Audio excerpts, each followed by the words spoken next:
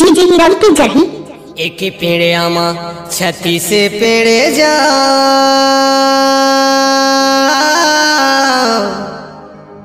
मोरे एमपी के चिड़ैया संगवारी क्या आई बोलत राम राम गचाले आवे आई बोलत सिया राम गचाले आवे। अच्छा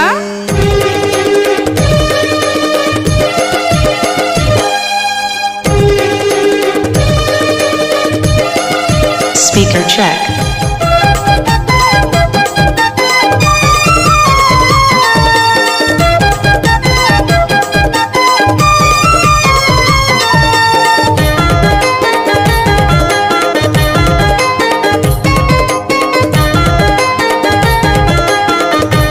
डीजे हिरल की जही जरूर आवे ओ धल खामा मौहा पेड़गा टिकरा छन जावे क्या? आवे रहीबो दिन चरगा तोला मौहा बिनवाहू आवे रहीबो दिन चरगा तोला मौहा बिनवाहू।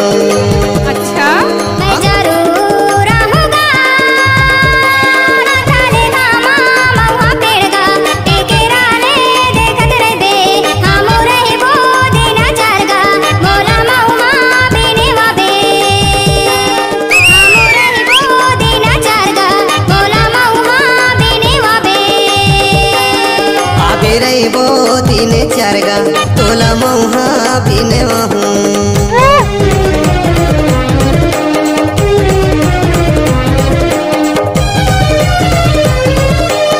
नया और पुराने गाना सुनने के लिए हमारे यूट्यूब चैनल को सब्सक्राइब जरूर करें।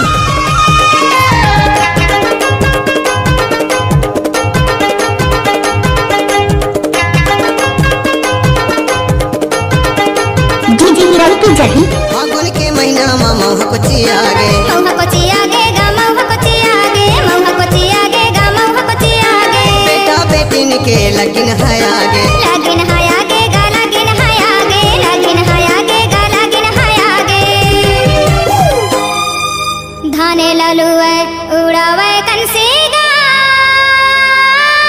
क्या मोरे एमपी के मंदिर मा सांगे वारी ऐ सुनाथे बंसी का गा चाले आबे ऐ बजावे बंसी का गा चाले आबे। अच्छा मैं जरूर आऊंगा थाले खामा महुआ पेड़गा टिकरा ले देखत रहबे हम रहिबो दिन चरगा मोला महुआ बिनवाबे।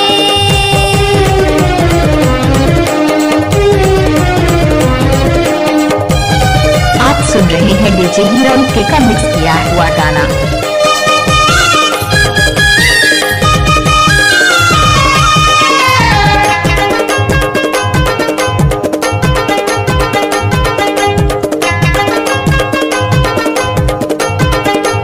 डीजे हिरल की जही मौहाला बिन बिन दारू बनावे दारू बनाबो गा दारू बनाबो दारू बनाबो गा दारू बनाबो बेटा बेटिन के लगिन धरावे लागिन धराबो गा लागिन धराबो लागिन धराबो गा लागिन धराबो।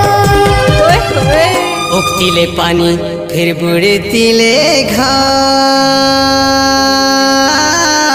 अच्छा मोरे एमपी के ददरिया संगवारी आई सुनावा चारो धाम गचाले आवे क्या ऐ सुनावा चारो धाम रे चाले आवे तै जरूर आवे ओ धल खामा मौहा पेड़गा टिकरा झन जावे आवे रहीबो दिन चरगा तोला मौहा बिनवाहू चल हट आवे रहीबो दिन चरगा तोला मौहा बिनवाहू।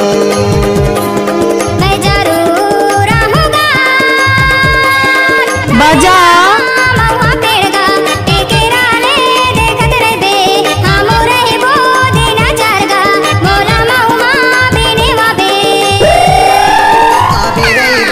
दिन चरगा तोला मौहा बिनेवा हूँ। हाँ हम रहबो दिन चरगा मोला मौहा बिनेवा बे।